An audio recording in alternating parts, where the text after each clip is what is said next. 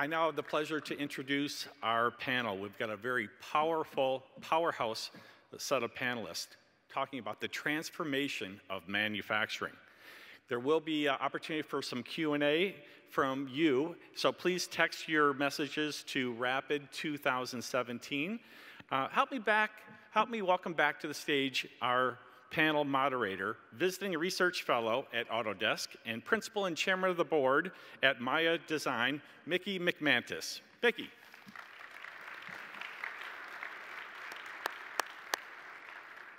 Hustle up here, Mickey. Let's go.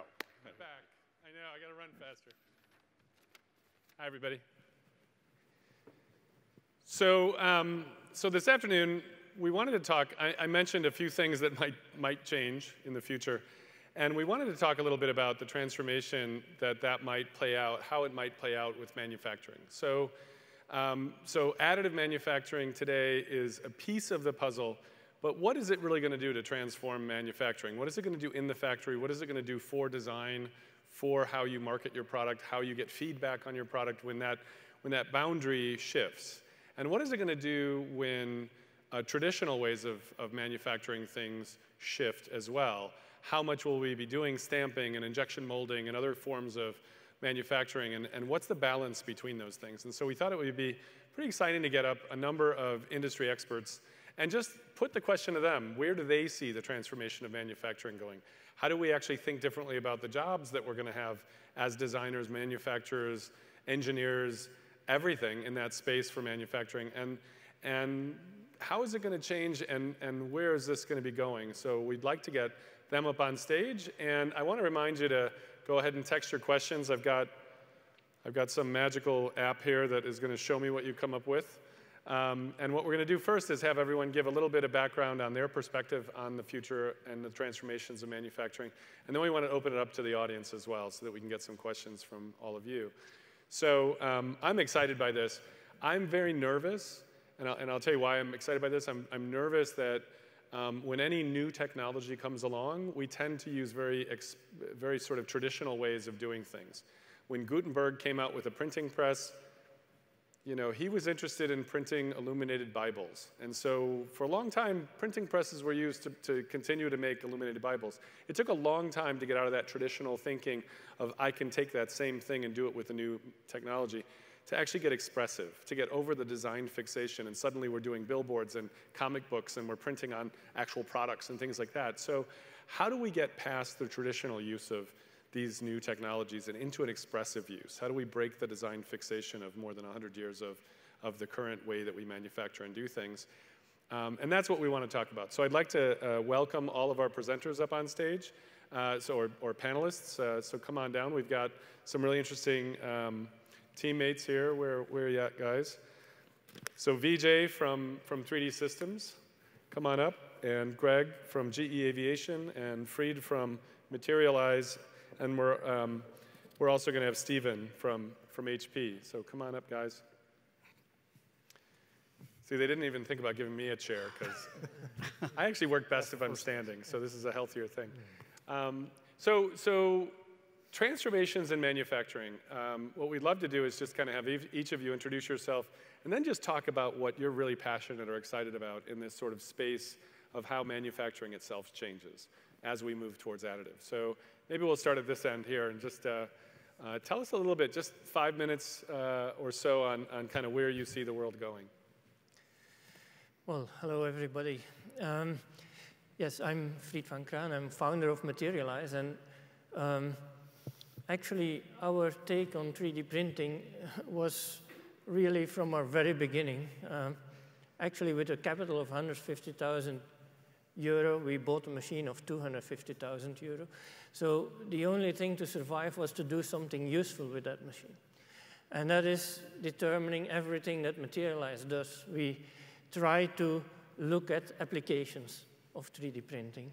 And we are proud about the number of applications that have really grown into categories and where Materialize was involved early on. And this implies, for instance, the manufacturing of medical models. We developed technology to be able to take CT images and to make accurate reproductions of human anatomy. And then we started looking at how can we add more value, because that's another element of our fundamental belief. It's all about value creation.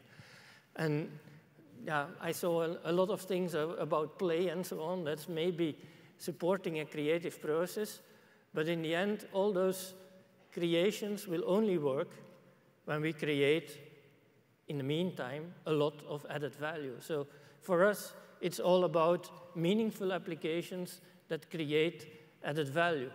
If I take that back to my medical example, we soon discovered that although surgeons like to play with the so-called reproductions of human anatomy, the medical models, that we could bring more value by creating instruments that fit on that human anatomy, and then even more value by creating implants that fit that human anatomy. And that's the kind of trajectory you see happening in many sectors that are touched by 3D printing, such as hearing aid, dentistry, orthopedics. Now we are moving as materialized into frame manufacturing of eyewear. And each time is that search for where can we add more value that is driving us. Greg? All right. Good afternoon. It's an honor to be up here with Fareed and Vijay and Steve. So thanks for the opportunity to talk a little bit about this topic. So I'm the strategy growth leader with GE Additive, which is a subdivision right now, if you will, of GE Aviation. But I've spent probably the last 4.5 years more intensely with GE Aviation. And what I would tell you is that I think GE is really, as many of you know, they're in the additive business now with the acquisition of Concept Laser and Arcam. But our real focus, in the past has been using the technology. We're proof points of using this technology in a variety of applications. So our power and water, our oil and gas, our healthcare, and I'll give you a couple examples with the aviation business in particular, are all actively using additive metals and other additive components and products in their products today. So in aviation, I would give you the example, many of you know the fuel nozzle story. I think that's been described and talked about for the last few years quite a bit. There are about 18 or 19 of those fuel nozzles in every LEAP engine. The LEAP is the best-selling engine for the commercial business of GE Aviation. Probably over 14,000 engines have been sold, so you do the math. There's quite a number of these printed fuel nozzles. However, in every engine, every LEAP engine, there's over 10,000 components, of which the fuel nozzle, again, only makes up 18 or 19, so a fraction of a percent. On that journey, what we learned on the fuel nozzle and then subsequent test engine type of projects we did, is we learned there are really 3 items that kind of jump out to me in this transformation of manufacturing. And one of them, I would argue, is the reduction of the development time. So normally it takes a number of years to develop an engine, especially from center line up, and it takes billions of dollars. A second lesson that we learned is that you have to start to think on a system level versus a part level. That's a very key component of our journey. And the third is the simplification of the supply chain. So let me give you the example, those 3 items in our advanced turboprop engine. The advanced turboprop engine is one that we've been in the process of designing for the last 1.5 or 2 years. We have been able to shrink that development time substantially. We've also been able to reduce the cost associated with developing that engine by leveraging additive, and in particular additive metals, to accelerate that path. The second portion of the advanced turboprop is, of course, the system level thinking. So remember, I told you the fuel nozzle is one of 10,000 some parts in a LEAP engine. On the advanced turboprop, we're printing 35% of that engine. So 35% of that engine will now have additive metals on it. We took 855 distinct different parts and we consolidated that down to 12. That's system level thinking. That's a completely different approach about how you go about designing and considering additive. And the third is the simplification of the supply chain. So think about 855 parts. How many designers, how many engineers, how many prints, how many files did that take? And now I only have 12. I've greatly reduced the number of people it might take to design that in some ways, but I've also reduced the number of logistics involved. So instead of traveling thousands of miles to have all these different parts in the supply chain, we've reduced it down to a couple of parts that get built in the machines that are at the production facility. So really a transformation, and we're living that not only in our legacy engines, but our future engines. So I love that. Actually, both of you talked about value, and I thought that was pretty interesting, right? The system approach to it, looking for the hidden value. I don't know that you find it if you just look at the one part by itself, necessarily. And I think that's one of the big lessons I hope we kind of think about. It's just that we don't, I wonder how much we teach system thinking. You know, and that's sort of, once we get around to questions, it'd be interesting to explore the sort of, how do we prepare the next generation of engineers and business people to think that way? Because it's maybe the deep knowledge in systems is a long way to go in terms of kind of how. Yeah, sometimes that epiphany of coming to that system level thinking, it doesn't happen overnight typically. It doesn't, yeah. And we've had some exceedingly talented engineers and designers that took them, frankly, a couple months to all of a sudden the light bulb coming on to say, I get it now, and now I start to think and the world opens up. So it is, if you're used to traditional manufacturing thinking, it can be, and often is, a journey to get to where you start to think creatively in that system level. But I think it's, maybe to the point is also just this exercising by doing, you know, doing the pilots to actually start to get a feel for what's possible. Because it might be relaxing constraints on one part or a few parts to actually have a better solve. That's a huge number reduction. I'm shocked and excited about that. Vijay, talk a little bit about 3D systems and what's going on. Yeah, I think, you know, first of all, Chuck Hull invented 3D printing. So we are very fortunate to be having him as a CTO. And I think as both Fred and Greg talk about it, it's all about system thinking. But I want to start by what, Mickey, you talked about. You know, we are at the intersection of the bits and atoms. But I want to add genomes to that. Because I really believe it's about, you know, biological, physical, and digital. And I think the intersection of that is where the opportunity is. And why I say that, so let me just give you a very different example. I think Fred was talking about it. But if you think about, we have 206 bones in our body. And there are 7.5 billion people. You like trillion, so that's 1.5 trillion, you know, custom parts business that you could have if you could figure out how to do 206 bones. So you think about how you want to think about it is just how we're going to add value. And as the mass production to mass customization, you know, as you think about this intersection of physical, digital, and biological world, you know, it's all going to be about molecular economy. What I mean by that is it's going to be about material science. Because material science is the way you're going to control the biology or control the chemistry.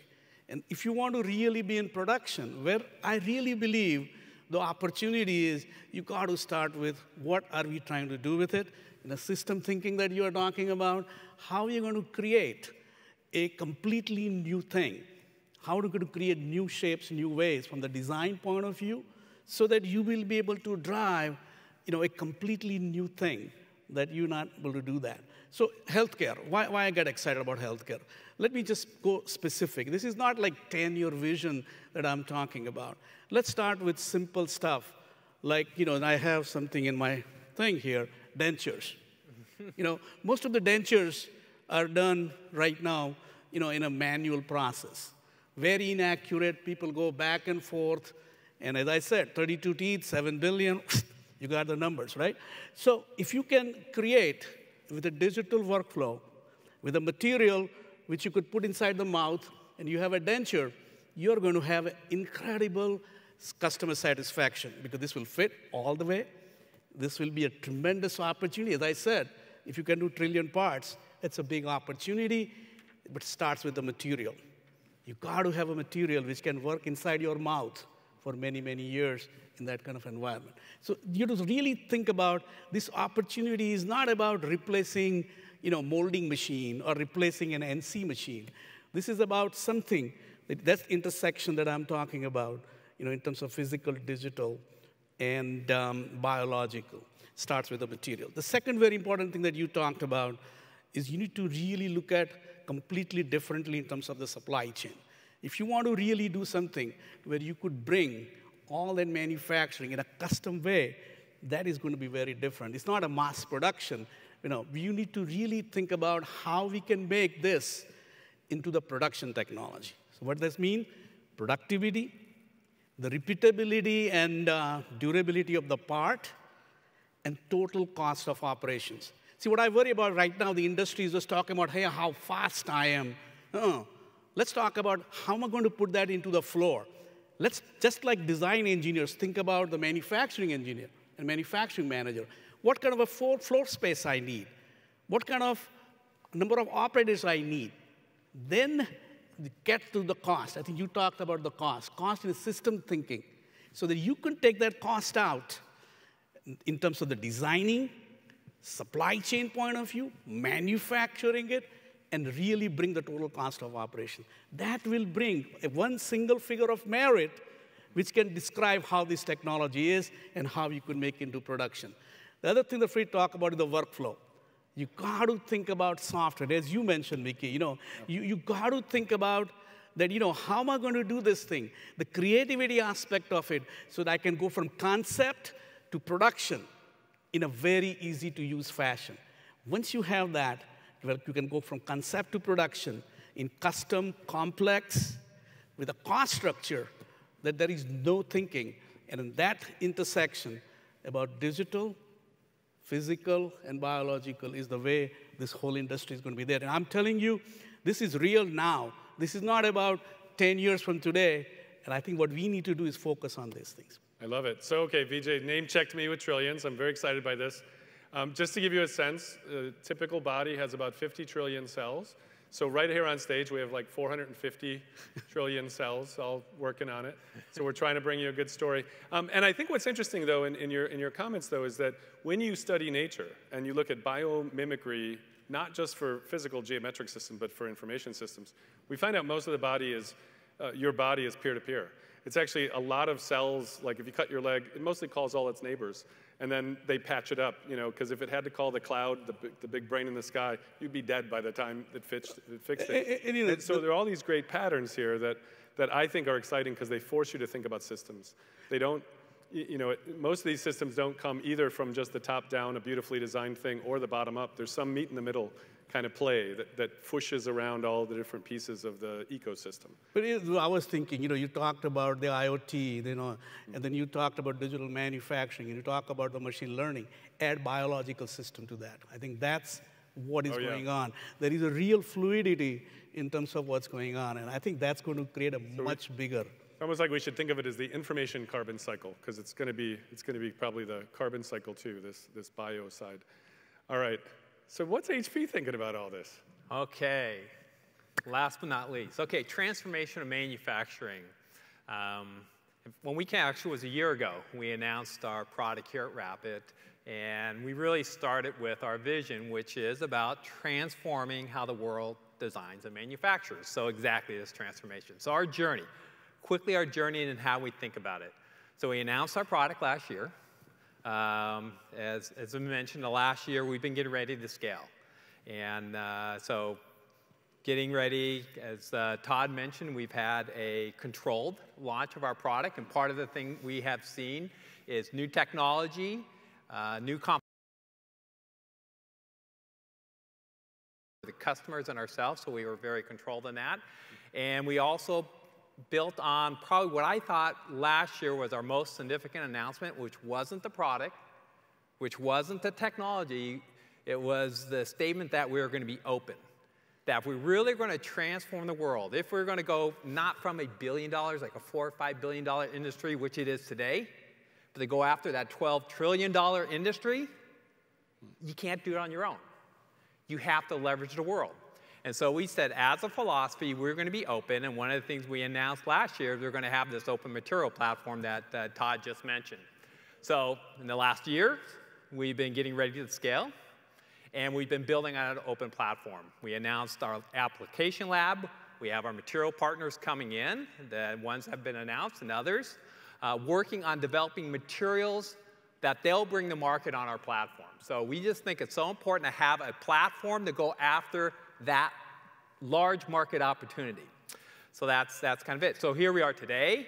Actually, we just looked at this. We have, in our journey to date, we have actually built approximately 500,000 parts just getting ready to launch our business. So it's a scale that kind of speaks to kind of our preparation, but also kind of just the productivity that we certainly have. And of course, we've announced the open platform. So we're here, we're ready to scale the business. Today we announced our 30 channel partners. We announced our service providers, so now we're making it available to the industry. We announced our reference and demo centers, and we actually announced Henkel, who's now another company who's going to be on our open platform. And so that's all great. That's all great momentum we have. We feel really great about it, but it still is a small industry. It still is small. You kind of think about what is it going to take. And so we have a model, we think, and it's all been touched on one way or the other here in the conversation. We say there's 6 things that have to happen for this industry to really go after manufacturing. Number 1, it is about the machines. It is about the products. The products do have to go compete with CNC. They do have to compete with injection molding. They have to have the uptime, the consistency, the yield to be a manufacturing technology. Number 1. Number 2, it is about TCO. It is about cost. The cost has to get down to those points where you can go compete against CNC, injection molding, whatnot. So you have to dramatically drive down the cost. Number 3, it is about the materials. It's not about having a handful of materials. It's about having thousands of materials ultimately. And the only way you're going to do that is platform. So I mentioned our open platform. We've had the partners we've announced. We actually right now have 50 material companies we're working with who are looking to develop materials for our platform. That's how you get scale. Number 4, it is about design for additive. It's about thinking differently. It is a system thinking. It's how you bring it together. You have to think different. So you have to get those basics right, but then you have to design, think differently. Number 5, it's about new supply chains. It's taking advantage of everything you just put in place and creating a whole new design supply chain to take advantage of those new capabilities. And last, but certainly not least, it's about paying attention to standards and regulations. Because if we're really going to go after and change manufacturing, there's a lot of standards that have to be created, and there's a lot of regulations we have to address. So that's kind of our framework. Those 6 elements are the things we're systematically going after. Improve the products, go after kind of very high performance, high quality, consistent uptime, dramatically bring down the material price, dramatically increase the number of materials, partner to get new tools, to do new additive designs, work with customers, work with SAP, work with Siemens, and how do you design these new supply chains. And of course, ultimately as an industry, we're going to have to work together to go after and establish those new standards, those new kind of regulations, allow 3D to kind of get into many of the industries. I'm sure you guys have definitely faced that in aerospace. So that was a lot, and I started taking notes on this because what's kind of interesting here is it's a little bit of everything. And you brought up standards, which I don't think anyone else necessarily mentioned, but I'm sure it's in the back burner of everybody's head. It's just sort of how do we make sure that this is trustworthy and that it meets requirements and things. And you also brought up open, this idea of an open platform, open ecology. I think that's exciting. We've got a bunch of questions from the audience. I don't know how many will make it through, but I want to see if we can get through a few of these. So one of the questions was GE's example of taking 855 parts and going down to 12, and thinking about what 35% of the parts in that engine. Can anyone else give us an example where they can point to something and say, this is the actual value we derived out of the whole system, not just the manufacturing part, but the supply chain, the modification, et cetera. I don't know if anyone else has any examples, but that's one of the questions here is sort of other examples where it's really impacted the whole supply chain. Well, I'll just say, again, we announced this last year, but when we were introducing our multi-jet fusion system, one of the things we said we wanted to actually have some of the parts be printed, right? Kind of this printer that prints itself, which is in some ways a little creepy, but it is kind of cool. But we actually gave a bound. We said it had to make economic sense for us to print that part. It wouldn't be, okay, we could go out and say, hey, isn't it cool? Look at this part, it's been printed. But if it doesn't make economic sense, then you really aren't doing that much with it. And so the team thought when we were in development that we'd probably get a handful of parts. Ultimately, what we found is about half the custom plastic parts on our printer are actually 3D printed using multi-jet fusion. And how it happened wasn't the design team that came up with it. It was actually when it went out to procurement and they started investigating the pros and cons of should we go tool it. Now again, it has been tooled. Should we tool it and then amortize, of course, that cost? Or should we just go print it? And it turned out about half the time it made sense just to go 3D print it with multi-jet fusion. Now, the level down below that, the thing that's important to understand is why. In 1/3 the cases, it's because the engineers actually took the time to redesign the part to take advantage of, quote, the complexity for free. So that worked. Another third of the time it was just cheaper. Another third of the time it allowed us to ramp the product faster. So in other words, it's not a simple answer, but that's another example where it all played out. But again, what really helped, again, in full disclosure, it's a relatively low volume product, so it's not like we're going to go take a 10 million unit a year inkjet printer and be able to make the economic case on that. So, but it is an example of a start, but it is something that actually surprised us in terms of where it makes sense, but it speaks to the power of getting the economics right to be able, and of course the functionality, to be able to start that transition. Anyone else have an example that you realize? Yeah, I think I can add two things to that. First of all, when your environment is changing towards additive manufacturing, like for instance, I take a materialized service activities here as an example. We have 155 printers, and we have one CNC machine. Yeah?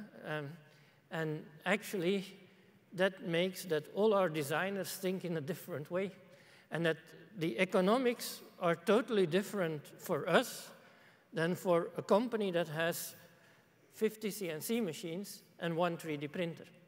It's a different organization that changes the balance, and that makes that automatically everything is in a different way. A second element I would like to add in the concept of value chains is the example of my glasses, yeah? Where, yeah, in a typical environment of optician stores, approximately 30% of what is being produced is scrapped, because due to fashions and due to taste, people don't like it. And these are end products being scrapped. If we now have the potential to make on-demand frames, we have immediately the possibility to reduce this for the environment and to reduce the amount of scrap. But that change will never happen because we can 3D print glasses. It will only happen because with 3D printing, we can create better glasses than ever before. It will only happen because now we can put the lenses at the optimal position in front of the eyes and build a frame around it. While before, you were all choosing a kind of frame that you liked because your wife liked it or your husband liked it, and you didn't care about where the lenses were. Yeah, which resulted in many situations that all of your working day, you were having a suboptimal experience with your glasses. And this is where we can truly make a difference. This is what will drive the transition and the transformation process in the eyewear industry, with the additional benefits of the logistics, but not because of the logistics, only as a consequence of a higher value product. So, I want to give two examples. Yeah. The first example is dentistry. If you think about a crown, if you're trying to get a crown done and you go to a dentist, and they will charge you $1,200 to $1,500. The dental lab provides that crown for $150. It's a subtractive process. They use a milling machine, start with a block, and cut it to a crown. When you have additive, and that's the technology we have with the material and the technology we have with Figure 4, it's a 2 gram of material, not starting with a big block. So already you got a tremendous cost reduction. You have environmentally much, much better. Plus, that lab, because milling machine only can do crowns. You could do dentures, you could do surgical guide, you have a much versatile machine. So the value creation that we are talking about is completely different. And I think that's where the additive manufacturing is going to do. So, or you think about an industrial customer. that they have a complex part that they can't do. Or if they do it in a traditional way, their yields are very, very low. Now, you do that part in basically 1 million parts a year, where you have total cost of operation. Compared to the traditional process, you could do it, or even with any other 3D printing, you have a 1/3 of the cost of the part that you could do. Suddenly, it opens up a completely new application. Well, it's it sounds like everyone's talking custom. about this sort of value, looking for new value or hidden value, not in the same place, but maybe in different places. Greg, I feel like I should probably give you the last word on this particular question. But a lot of times when we hear these stories, we hear them looking back, like they're this beautiful history. We found out how to do it. We took 300 and some parts and we got it down, or 855 parts and down to 12. A lot of people in this audience are trying to actually start the process today. And I would be really curious about sort of looking back, how did you actually get the will or the energy to trust that maybe there might be something there? Or just a little bit about how anyone here could start that journey. And then what value, if you could give me the two-part, how did you get started and actually believe in this? And then also, what now do you look at when you actually make your case? Because that's probably an easier case to make now, but what are the things you look at when you're making a case? Yeah, so first of all, I'm getting a little nervous what else you're going to pull out of your pocket here. You got teeth and those are cool things. You could pull a jet engine out. Yeah, jet engine, yeah. See, well, that's the difference, right? You can't go through airport security with all the stuff we do. So how did we start our journey? I think GE started their journey in a very purposeful way with the fuel nozzle, and that's a great consolidation story as well, 20 pieces down to 1. But really, I think as Mohammed Adeshami, who leads our additive group and who was the Vice President of Engineering for Aviation, likes to tell the story, is that really what happened is I think that aviation, when they realized they were going to go down the path and they were going to use additive to produce that fuel nozzle, they made a very core decision internally, and they said, look, this is the only way to produce this component, and we're going to make the call early in, by the way, and this was a pretty big swing. We're going to make the call to basically burn the boats behind us. There is no plan B. So we're going to make this fuel nozzle, and we're going to get organizational buy-in because there is no other choice. The other choice would be to back up, go back out to a supply chain and buy the fuel nozzle. And this was GE's first foray into producing their own fuel nozzle for the commercial engines. So this was a really big swing for an organization, and careers, frankly, were on the line, including Mohammed's. So when he made that decision, the organization did not have a choice. And I think part of the problem I've always historically seen is if you have a plan B, and plan B is the traditional, comfortable way of doing things, it's really easy to fall back to plan B. And I think you have to have the fortitude to be able to say, this is disruptive, and I'm going to pursue this because of the inherent advantages it gives me. Feels like the Sun Tzu, sort of art of war, put the army on the island and then burn the bridge behind them. There's a sort of underlying strategy that you have to believe and try to find that space where that possible economic value is, and bubble up those things where there's waste. Yeah, and in fact, that's exactly right. And in fact, what we did from that experience is the next step on that journey was success with the fuel nozzle, and a lot of things still to prove out, but they saw that light at the end of the tunnel. The next step, about 2.5 years ago, was a decision, again, Mohammed and his team, to say, let's take a small engine. So we took a CT7 engine, which is a helicopter engine, turboprop engine. And he sent a group of, I think, 5 engineers and designers, 5. And he said, all right, you guys, take the CT7 engine, throw everything you think about it away, start with a clean sheet of paper, and try to make as many additive parts as you could possibly make. So that was the precursor or predecessor to the advanced turboprop. What they ended up doing is they not only designed it, built it, and tested it in 18 months and 2 days. They reduced the cost a substantial amount, somewhere around 30 or 40% from what the traditional would be. And it was a demonstrator, purely a demonstrator, and a couple $1 million worth of 1.5 years of people's time. From those learnings, they then took that and then applied it to the advanced turboprop.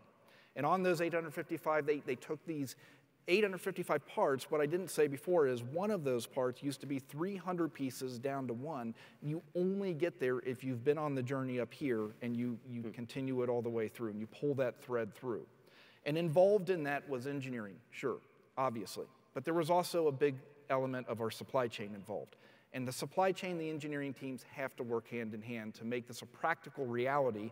And it is a practical reality now where GE is looking at cost out opportunities internal to the organization somewhere around $3 to $5 billion over the next 9 years.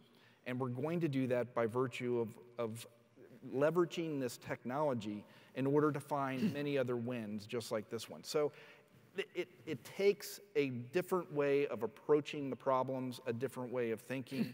And it does take a little bit of fortitude to be able to say, I'm going this direction, and there are probably many risks associated with going down that road.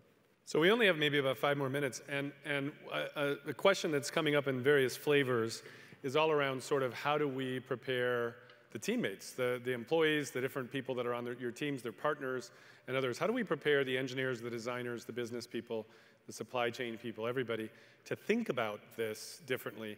I got a note from somebody in America Makes, Rob and team, this morning. We're talking about how they try to catalyze things, and during this conference, there's something called the ADX, I guess the additive design experience. And people working with NetFab, working with Dreamcatcher, working with those things, and working with additive to redesign a robot thing for everybody here to actually try.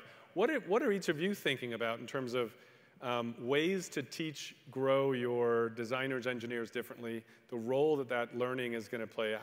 Does anybody have a kind of a perspective on this they want to talk about? Yeah, I think, this is not about additive manufacturing.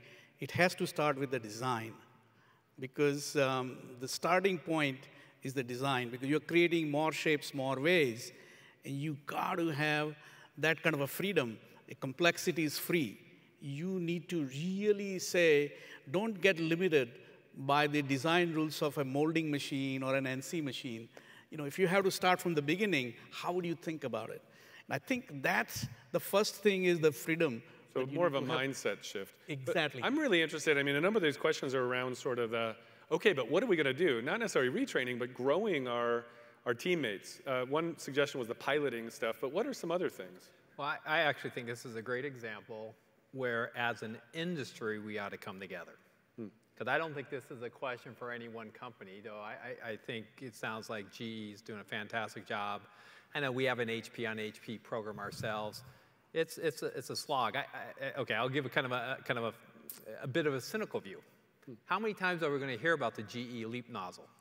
I was talking to one investor, a VC friend of mine. He goes, yeah, anybody who gives a 3D additive talk talks about the GE LEAP nozzle, which is kind of like, okay, there's one example. Well, and the industry's grabbing a hold of it, right? There's many more. I think the point is to be made is, as an industry, all of us need to come together. I actually think this is something we ought to come together as an industry. We have all these stories. You can ask Freed. He'll have lots of examples. I mean, Freed will have a ton of examples.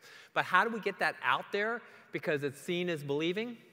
So get it out there. It's almost like the industry comes together, just starts, it's a case, use cases, tools, et cetera. I just think we're all in it together, and I think that's our opportunity. So we can take it on ourselves, but I think we have so much more to gain if we just rise the tide.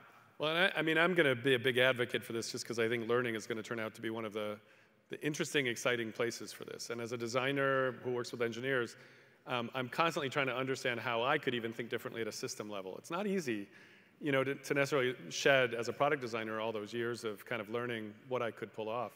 I guess it's also interesting to think about, in my world, I learned, I hired architects because they were taught system thinking really well. I hired game designers because game designers have to design open-ended systems that could evolve in the wild, and made them product designers. And I'm curious if there are new sorts of hires that you might be seeing coming into your industry as well, or new educational programs that might go from the outside edge of engineering and design that might come more to the core as we shift manufacturing. Yeah, look, I think I think it's a lot of that, and I think it's not just one silver bullet answer. I mean, there's a multi-prong answer to this question, and I think on a very practical level, what we try to do is we try to really embed engineers and designers within our organization with those who have been on that journey. I don't think there's any better way than to be sort of mentored, if you will. In fact, one of the journeys we recently went on was we took about 50 of our engineers. We put them through a pretty intensive class. They were already familiar and versed on the 3D printing. We sent those 50 out to the different GE businesses, not to go tell them what to do or how to do it necessarily, but just to help to be there to take the learnings we had and pull that out to the thousands of other engineers and designers that are there. So I think that's one element. I think another element is we have to engage our primary, secondary schools. I think we have to engage our colleges and our universities, clearly. And all that being said, I truly value the traditional thinking of mechanical engineering as part of what in our business has to happen. We don't just want people coming in without having a very solid mechanical engineering background and education. I mean, we are flying people today, and some of you may have flown on planes that have the LEAP fuel nozzle, 3D printed fuel nozzle in the engine. You were not guinea pigs in any way. Well, we've run out of time, but I just wanted to ask if anyone has a last word, like something people should walk away with today that we haven't talked about yet. Just any last word that you want to throw out there as our time runs out. Well, I think it can't be like a last 5 paragraphs. The only thing I just think that the standardization that Steve talked about, I think we got to come as an industry, and I think the benchmark work that you were talking about, how do you really do that? I think we got to do that because I think there is just so much stuff which is really not, how do you really say total cost of operation? How do we, as an industry, talk about that people can understand? How do we really make sure that we talk about productivity in the same way? Like a single finger of merit. When you think about any technology and how it can advance, you got to have the same way to describe it, talk about it. So what Rob is doing, in Make America, let's just make sure that we do that, as an industry-wide. And I think that's something that we would like to do. Anybody else? Well, I see one thing is, let's not forget that we are building the material while we are 3D printing, and we still have a lot of issues with our process control in order to become more reliable. Many applications are not reachable because of the fundamental process issues that we still have. And I think that's where we as an industry have to work together to get more control over things. And now we are trying to do everything. I think we have to specialize and to work more together to some extent. Nice. And last point is, we are many engineers here in the room, but actually we need to get the message out beyond engineers, or keep getting the message out, because your example and every successful example that I have seen is related to a change in business model. And that involves much more people than the designers and the engineers. Yep. That involves everybody in the company or everybody in society. Well, I want to thank you got something? One more thought. I'm going to give one more thought as a roadmap. I think an interesting parallel would be the semiconductor industry. So go look at how the semiconductor industry developed over time. Very process intensive, how it had to leverage the world, had to create new design tools, how it created things like tech semicon, came up with industry, how governments got involved. If you actually go look at the semiconductor industry, very process intensive. I think there's a lot of good parallels, and when we think about, or certainly when I think about how we want to evolve our play and how the industry comes together, I would suggest the semiconductor industry is a very good model for this industry to kind of look at and try and model. A number of people here mentioned pay attention to other things out there. The biological side, look at the semiconductor industry. VLSI, the initiative for that was a huge deal, and it was a big public-private partnership that led to a really rebooting of Moore's Law. So maybe part of this is be curious and explore beyond to look for patterns that might come up from other industries and other places. I want to thank the panelists for coming up so much. Thanks, everybody, for attending and joining us in this conversation.